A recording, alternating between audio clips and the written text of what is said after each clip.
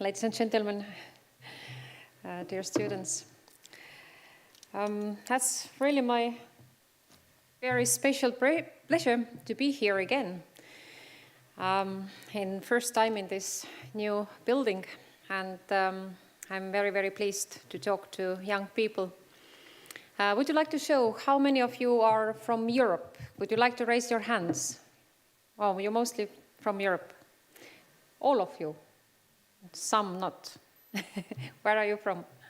Canada. So, and you are from? Italy.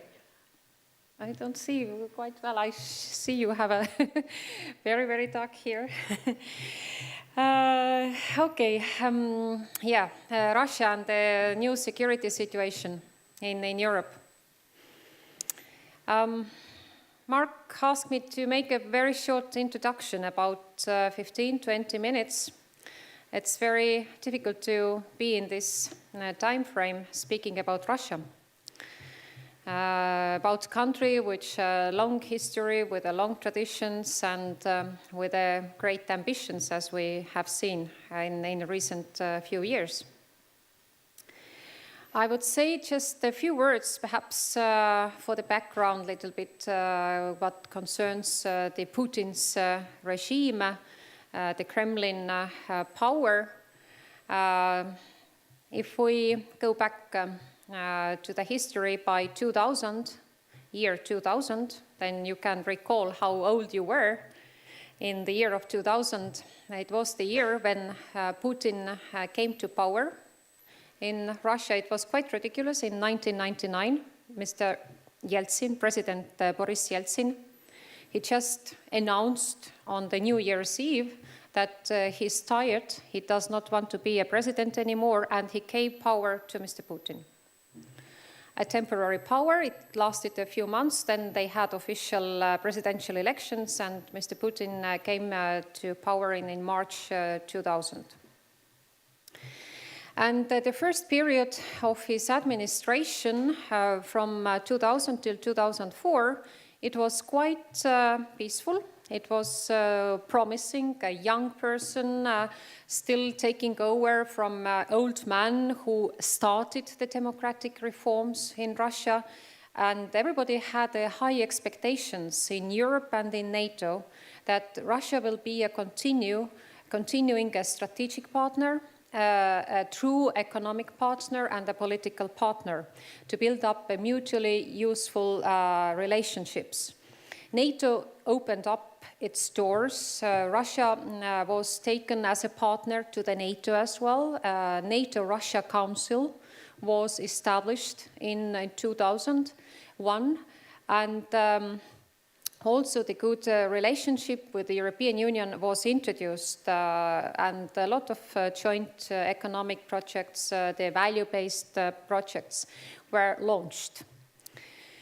At the same time, in parallel, European Union and NATO enlarged, and something has started to change in Russia as well, especially after the next presidential elections in 2004, when Putin became a president second time. And then we already had NATO enlarged and European Union enlarged. And then we have started to feel inside the European Union that something is not always going the way what was expected from the partners, started from the human rights violations, limitations of personal freedoms in Russia, and step by step things started to go down. And then suddenly, out of the blue, we faced in 2008, it was the last year of the second term of Mr. Putin, we faced the fact that there was a military conflict between Georgia and Russia. And when we look back why this conflict emerged, then there is the fact, the historical fact, what we cannot really hide. And the fact is that in 2008, in December, Georgia and both Ukraine had to be invited to become a members of NATO in Bucharest summit. And in order to avoid this NATO enlargement process continuing, the military conflict was launched, and none of them, not Georgia, none Ukraine, became members of NATO till now.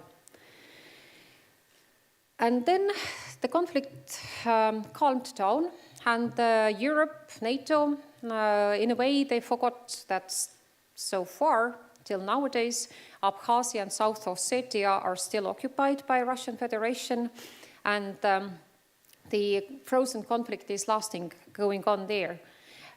Nobody in Europe did not make a serious consequences or serious analysis what can happen next. Until last year, until September last year, when the Ukrainian government and the parliament made a decision that Ukraine will sign the association agreement with the European Union. The association agreement, which is mostly concentrating on the economic and cultural and people-to-people cooperation. And since September last year, things started to go worse very fast. We immediately saw the different protests, the division of Ukrainian people between West and East, which was the consequence of the government and parliamentary decision to make the final and historical step to cooperate and to integrate with Europe. Instead, integrating with the Eurasian Union, what is pushed by so far by Kremlin, and which is a very, very prioritized agenda of Mr. Putin since 2012. Ukraine is a big country and an important country.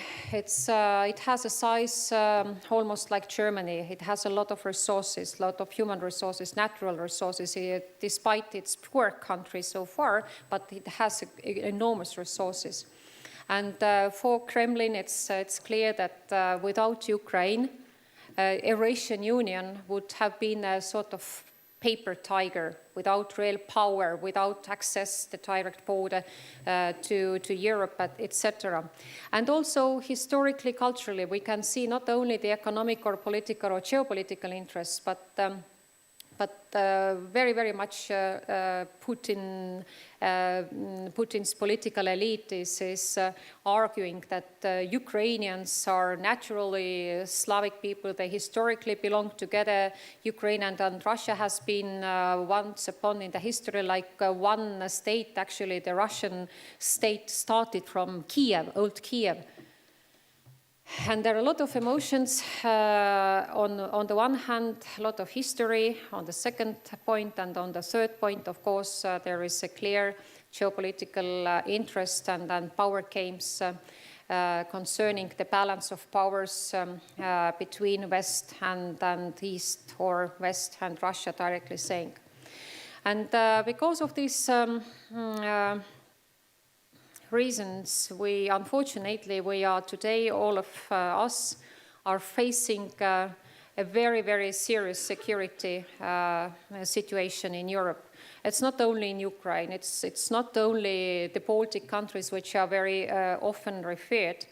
If we see what has happened now within last 1 month in the Baltic Sea region, especially against the countries like Sweden and Finland, who are not members of NATO, like the other 3 Baltic states, Latvia, Estonia, and Lithuania are.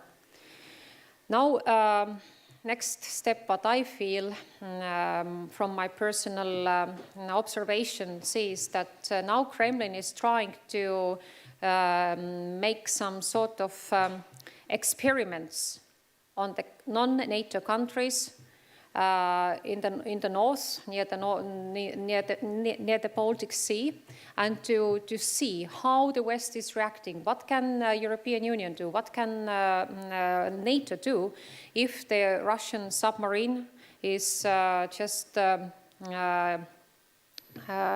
spending its time about 2 weeks in Swedish waters near Stockholm. They in Kremlin observe what Finland can do if the Russian military planes are flying almost every day above the Baltic Sea. And even very, very, I must say, diplomatically, very like with sort of exposing their powers. I think the fact that on the 6th of December, about a week ago, when Finland had its national holiday, the whole day the Russian military planes were flying nearby the Finnish border on the Baltic Sea, and President Putin did not send a telegram of congratulating Finnish people and Finnish colleagues, as usually is done by the heads of state on the occasion of the national day of the country, especially neighboring countries, because Finland and Russia, as you know, are also neighboring countries. And also the last 2-3 days incidents in Swedish airspace and the Finnish airspace when the Russian military planes without transponders or any electronic equipment switched on are flying in our airspace, not in Estonian airspace, but in the Baltic Sea airspace and threatening the civil planes. There was almost a very serious incident just a couple of days ago between Denmark and Sweden in the Swedish airspace when there was almost a crash. And now the question is, what can be done? Who can do what? Because NATO is not able to protect and to just kick away the Russian military planes if they come to the airspace of Sweden or Finland, like they normally do if the Russian airplanes are coming into the Estonian, Latvian, Polish, or some others neighboring airspaces. What can be done to preserve peace? Because nobody wants war. And nobody has really good answers. The diplomatic relations with Russia are very, very, very hard in the moment. As you know, yesterday Mr. Lavrov and Mr. Kerry met in Italy without any results, finding a common language on Ukraine.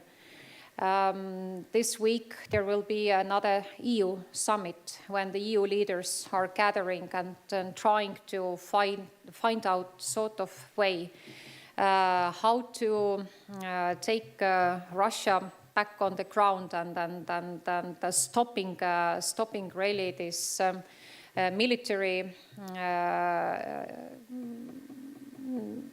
battles in Ukraine. And the problem is in this that and which is a very unique problem, I think, also in the history, that you even cannot officially talk to Russia about this military conflict in Ukraine because Russia denies being in Ukraine.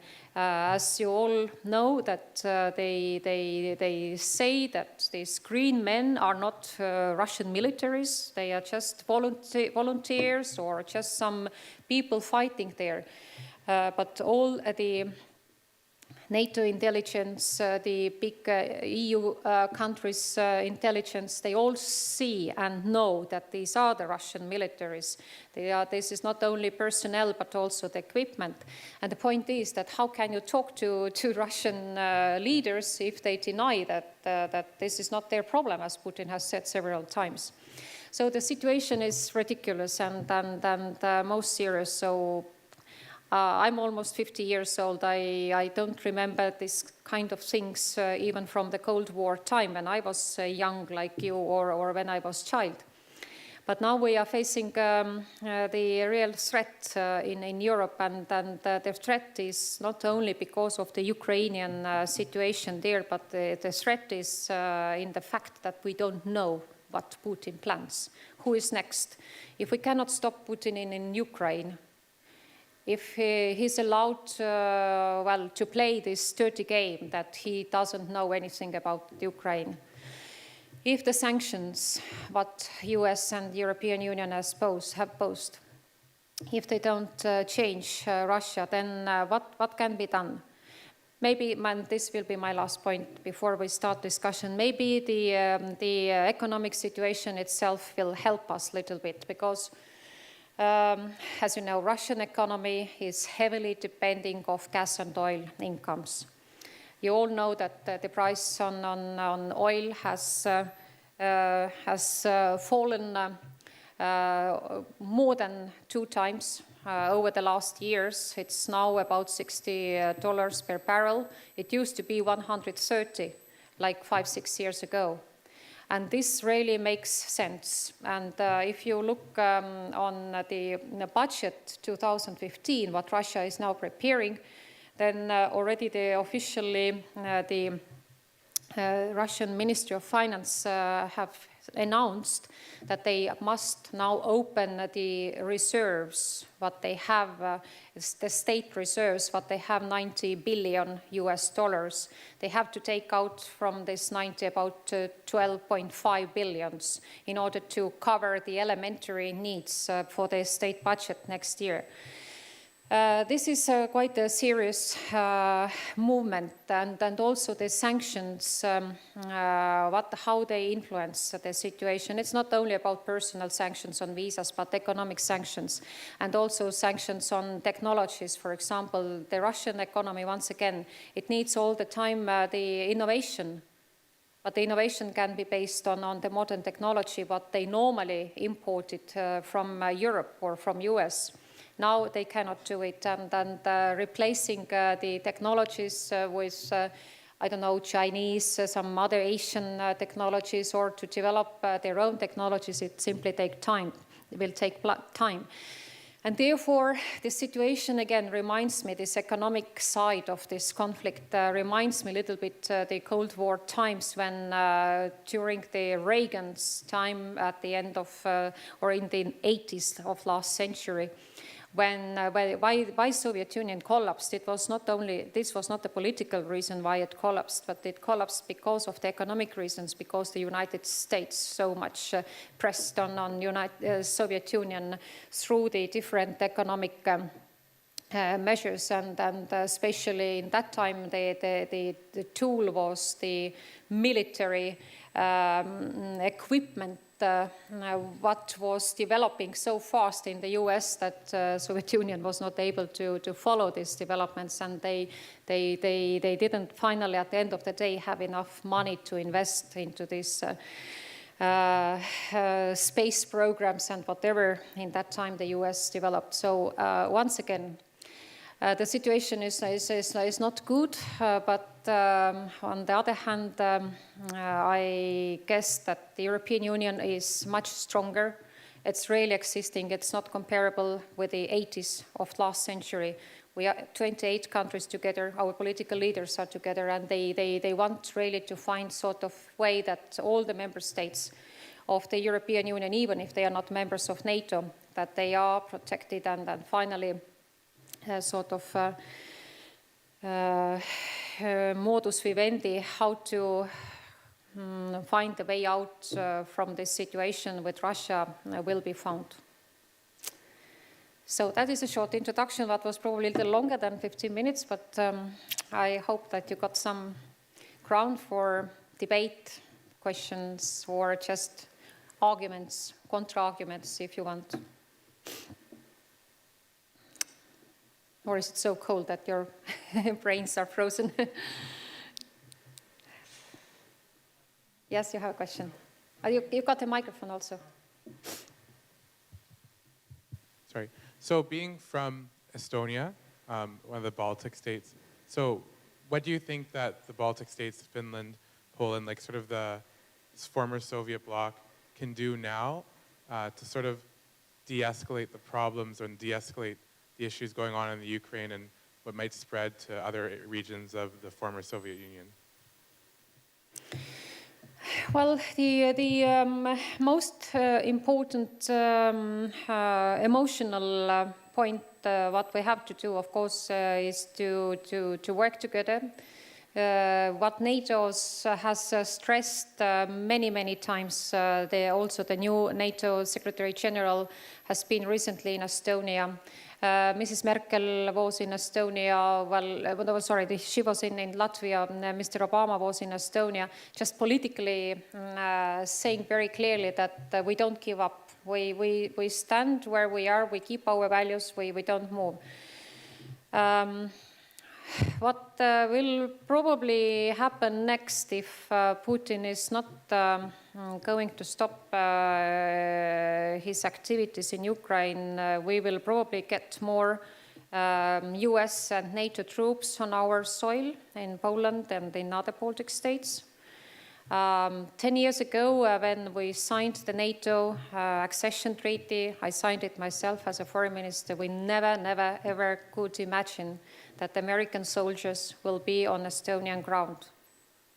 But this is the fact today. Since April this year, we have a couple of hundreds of Americans in the Baltics, in Poland, and I think that following your question, if Putin will not stop, we will get them more, and not only in the Baltics, probably also these NATO troops which were withdrawn 10 years ago from the other parts of Europe, they may return.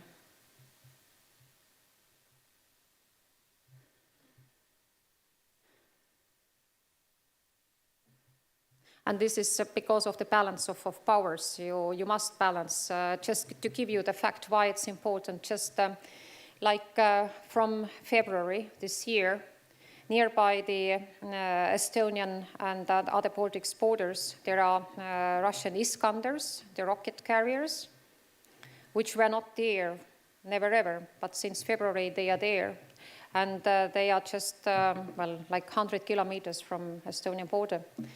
The same applies to Germany, by the way, since autumn, I can't remember exactly, was it September, October, Kremlin has taken Iskanders also near to Kaliningrad, and they can shoot almost till Berlin, less than 70 kilometers from Berlin. So you see, if the other side is putting its military equipment on such a heavy wage, then you simply must make a balance.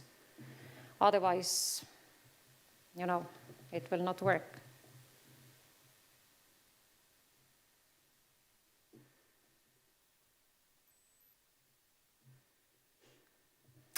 Yes?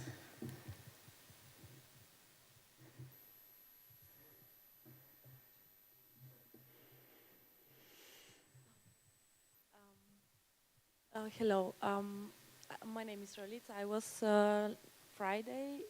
last Friday on a conference about Ukraine. It was quite interesting there were people from Ukraine who reported about the happenings in there, and there was a point I found really interesting about the sanctions from the USA and from Europe, that after the decision was taken to make these sanctions against Russia, only Germany made business with Russia for more than 3 billion euro. And I really believe that if the sanctions are strict, that Russia will not hold very long. But I don't believe anymore what politicians are talking, and when these sanctions are already in public, I think they should be held. And I don't know, maybe you can bring me some more information about this. Well, yes, you are absolutely right that one of the most important measures what can be used in this stage are the sanctions. And even a couple of months ago, when the first sanctions were introduced, there was quite a clash between the European countries. Still, some countries don't support openly the sanctions, but more and more countries are now on board, because in the beginning they were really like Baltic states, Poland, United Kingdom, and Sweden. But now if you see the other countries are coming on board, and I think it is very important turn that Mrs. Merkel has finally taken a very clear standpoint on this issue. And I think that she has a reason. It's serious. It's serious, and I'm very happy to be here with you because you see, I'm coming so close from the Russian border, and I live there every day, and I am very much concerned, like Estonian people and people living nearby the border are concerned. But mostly still, I think in this moment, yet most of ordinary Europeans, even living in Germany, not speaking, living in France, in Italy, in Spain, they don't feel it. They don't understand it, how serious it can be. And therefore, I think that exactly this kind of lectures, this kind of, or even this auditorium here, which is offering like the public diplomacy, cultural diplomacy, people-to-people information, that just Europeans must understand that the situation is changed. It's not the same like it was a year ago. It's changed really. I mean that for us, as I said, even a year ago, we didn't imagine that we will have NATO troops in Estonia. We see every day, I'm driving, I'm living like 40 kilometers from Tallinn. My house is in the countryside. I'm driving every day. I see every day the military cars, what I haven't seen, I don't know, 10 years maybe. They are driving every day on our roads now because the situation has changed.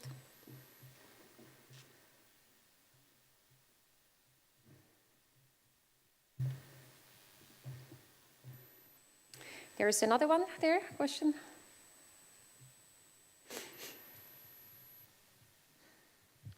I would like to ask about the information war, because sanctions are important. They obviously help, but I think that they help Putin to spread the knowledge about the Europe, that there is that Europe is actually fighting Russia. And also not the Russian government, but also the society. So society stands behind the Putin, also because of he used sanctions in his information war. And I think this point is very missed because in Ukraine, revolution was about the people. And I think it should be a lot of done to support like opposition movement in Russia, because maybe they can maybe they can stop this whole thing, because I think something is missed. Like, I don't know what. Maybe you can comment on it.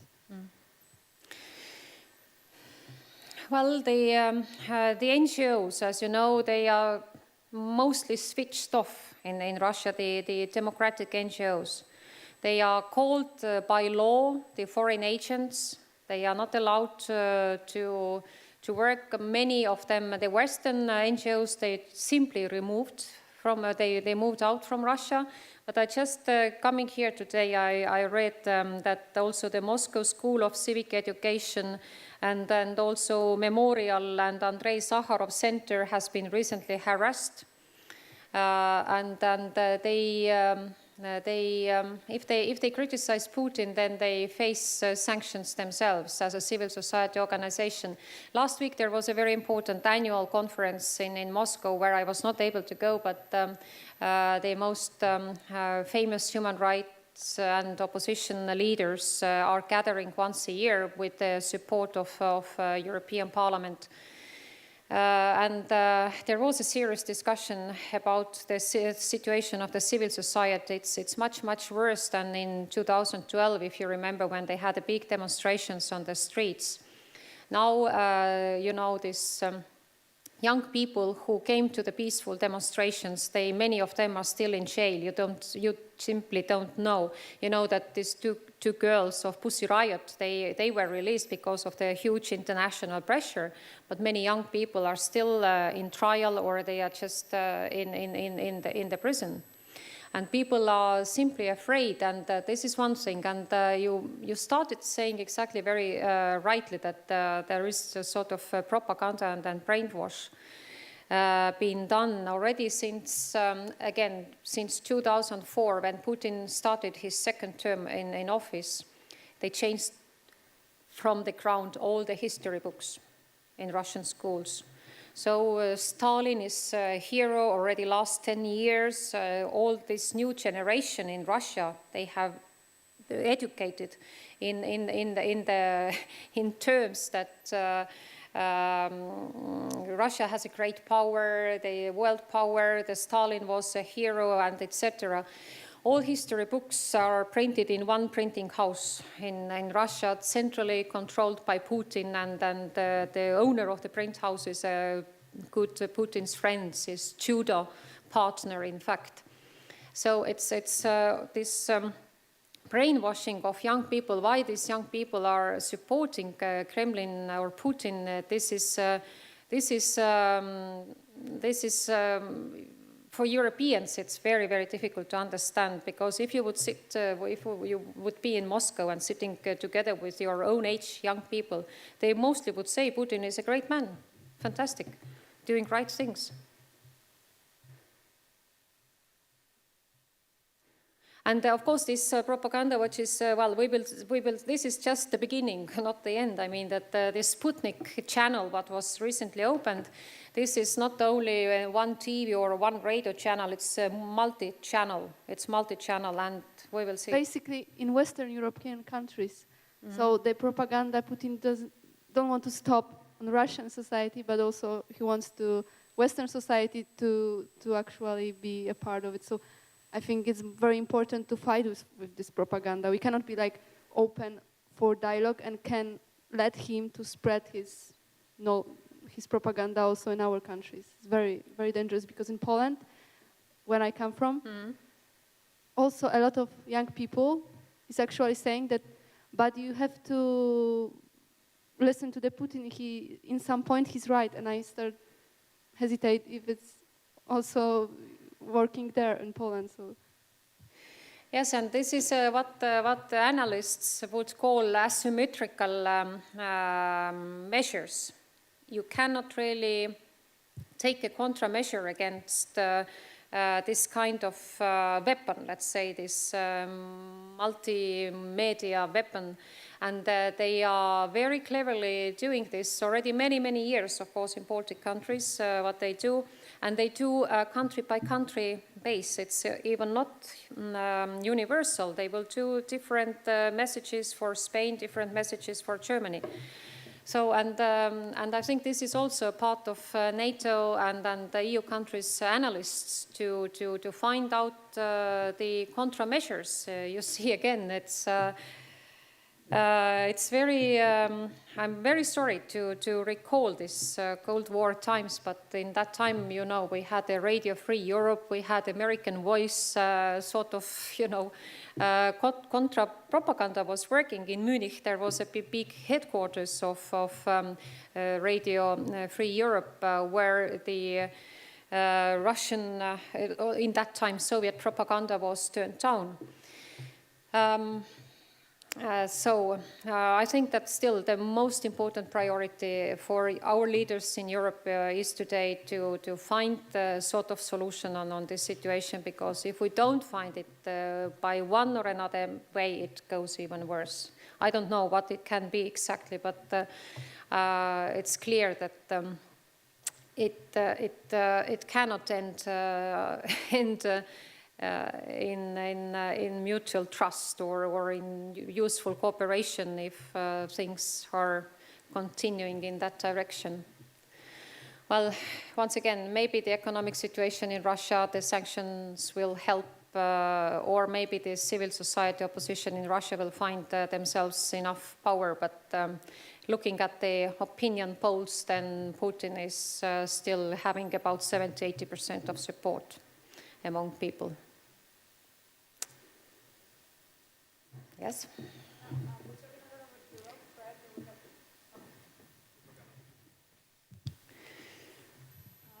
We're talking a lot about Europe, but I don't think we're mentioning the role the United States is having in this conflict. So I would like to ask if within the European Parliament or the European Union if they are like considering to deal with this conflict without the United States, since this conflict is within the European territory and so on. So. Well, yes, I got the point. Yes, I think this is exactly the way how things are going, because United States, they individually, they have their individual sanctions, they have their individual negotiations and meetings with Russian leaders, like, as I said yesterday, Lavrov and Kerry met in Italy. And Europe does have their own agenda, but at the same time, of course, the consultations, they have to take place, and they are taking place. Actually, United States started a little bit even earlier with the sanctions, not only because of Ukraine, but you may remember 2 years ago, United States adopted the so-called Magnitsky Act, where several Russian high officials were sanctioned by visa questions and their financial or their property were frozen in United States of America. So there are some differences in politics between US and Europe, but at the same time, I think that what we have experienced in the European Union over this Putin's regime, when Europe has tried to build up their relations with Russia, then always Putin has tried to separate the EU countries against each other. Tried to play good friends with Germany, for example, or with France, and then being not so good friends with Poland or with other some countries like my own. And now I think that we must be very careful also looking on this, that still with the United States, Europe is a strategic partner. And this is a transatlantic partnership. What we have to do, by the way, in this context, we must really very, very fast to conclude the negotiations of the free trade agreement between European Union and United States of America, in order to strengthen our economic growth and our economic perspectives in Europe. And of course, what we must do together with the United States vis-a-vis this Russian pressure continuing is the energy safety and energy independence. As less we buy from Russia, the gas and oil, then stronger we are.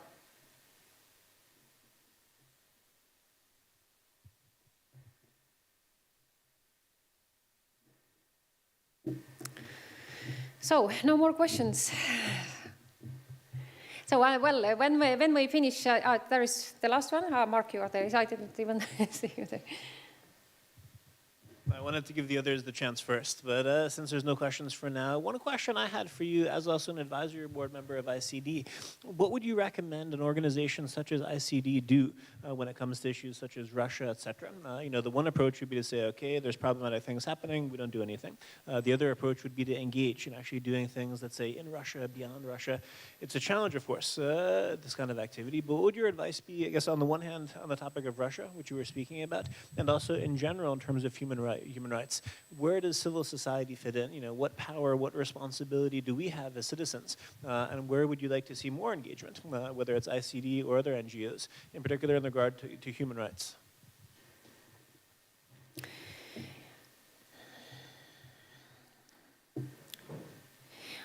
Well, on the one hand, of course, I'm for the idea that we have to engage those Russians who care about the human rights, who care the European values, the human values.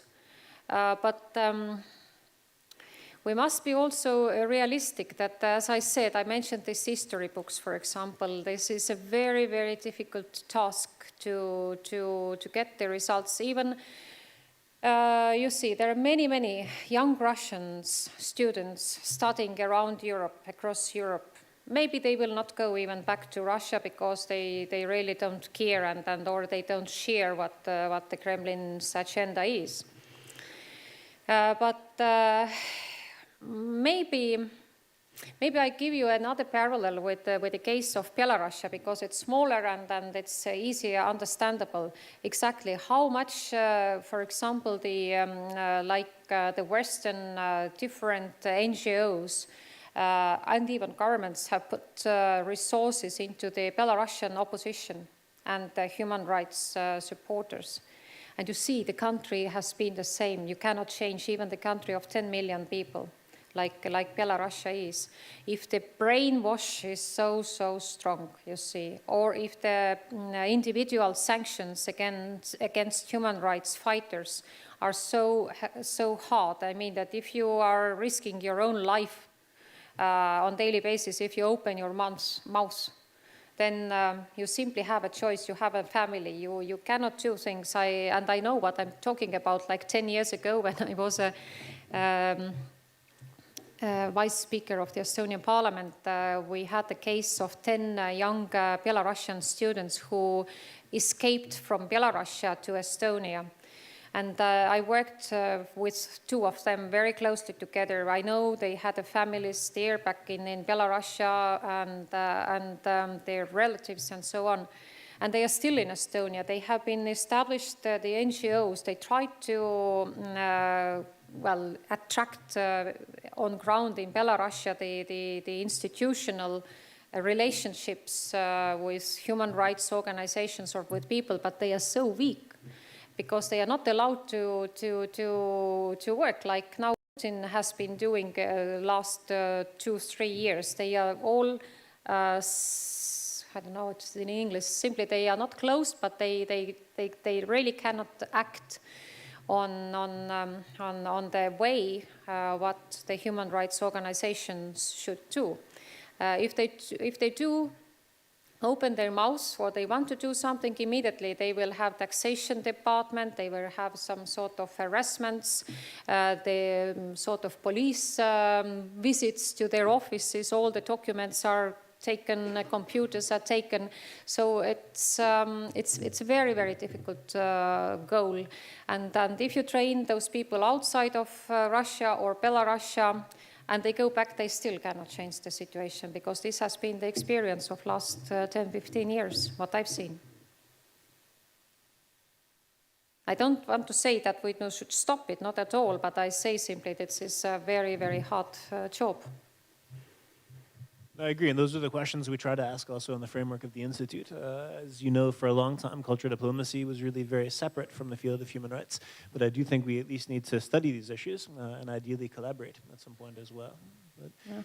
And actually one more point, what Putin's regime is doing now a couple of years, every summer, they have summer schools for young people from ex-Soviet Union countries.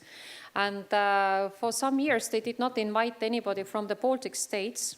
But now, in a few last years, they are inviting especially Russian speakers. You know, we have Russian-speaking people living in Baltic states.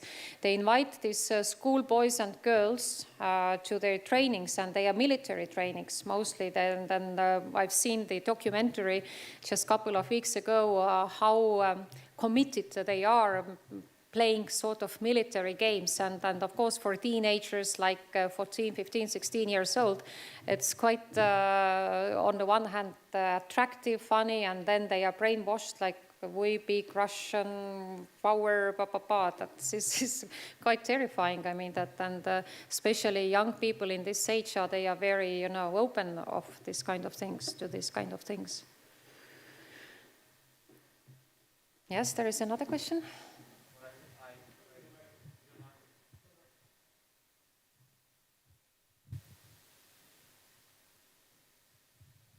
What I realized is that, as with Russia, one of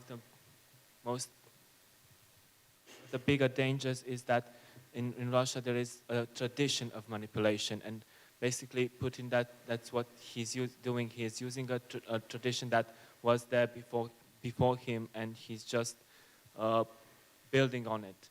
And do you think that there are any ways of fighting this phenomenon?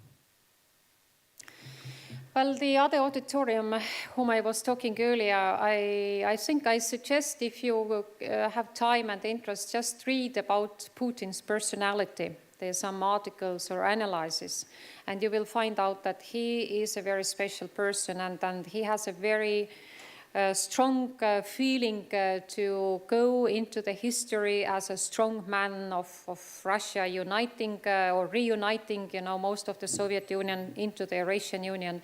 He wants to be something like Peter the Great or Catherine the Great or something like that. These are his favorite books, what he's reading all the time. And this is his mentality. And I think that with this kind of probably he can be called not yet a dictator, but autocrat, that the danger of this kind of personalities throughout the history to the rest of his own people, of his country, even his closest comrades, I think, suffer from that, not speaking people like us, that we don't know what's going on his head and what is going to be his next decision. So it's unpredictable, and I think that this is also a sort of dangerous fact, and this is not only what I've been reading from the analysis, but also talking to Russian opposition leaders, even like Mr. Kasyanov, who has been here addressing the former Prime Minister of Russia, who was a Prime Minister in Putin's first term in the government in 2002-2004, who says that it's very difficult to work with a leader who does not really tell you what he thinks really, what he has in his mind. If he doesn't tell that to his closest allies, to his government people, to his party lead people, then it's dangerous. And then, of course, the KGB, ex-KGB, today's FSB, definitely they are playing a very big part, very big role in this Kremlin's management. And even if you compare even with the Soviet Union, the KGB in that time was not, it was never controlling the politics in that time. It was still the Communist Party, which was not the better one, but still Communist Party was separate and the KGB was separate. But now it's all in one. And even if Putin leaves, if whatever happens, there will be next man again, quite the same, I'm sure, because it comes from this KGB, FSB background, because they rule the country. Thank you. And I'm saying so because there is no free elections, simply only through free elections the leaders in democracies can be changed on democratic basis. If there is no democratic rules for the elections, then it's clear that you cannot run freely the elections. You cannot win freely the elections. Maybe the revolution will help one day. Regarding the free elections and the democratic process, I have observed, at least it is my hunch, a personal hunch, that I'm from Romania, and I have observed in my country a very remarkable disregard towards the education system. And I think that this is also a sabotage to democracy, because if you do not educate the people, they will not be able to choose. They will not make an informed decision. And most of the people of my country, when they vote, they do not make an informed decision. Yeah, and this is, again, one element in this game is a free media. Again, what is missing in Russia? I'm sure there is a free media in Romania, but in Russia, you cannot, if you are an opposition party, you cannot go to the TV. You are not allowed to go there. You're not allowed to speak. People even don't know that you are existing. Because the mass media, the TV is still in Russia the major source, information source. Not newspapers, well, social media, yes, maybe among young people, but TV channels are the main source, and I'm a Russian speaker. This is not my mother tongue, but I can speak freely Russian, and this is horrible what they are doing there in their mass media channels.